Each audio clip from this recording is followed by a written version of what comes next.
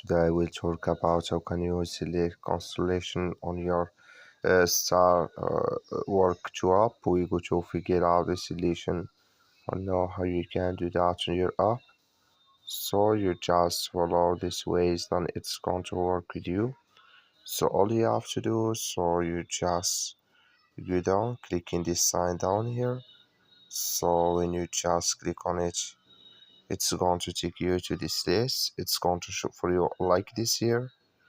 So then you click here on settings, you just click on it. You come to next step here, then all you have to do now, just go down, then you come here to constellations here, and here, so can you select it in this list. So that's all you have to do here to select constellations here. I wish you a great, that's all. Thank you for watching. Don't forget to support us by liking and subscribe.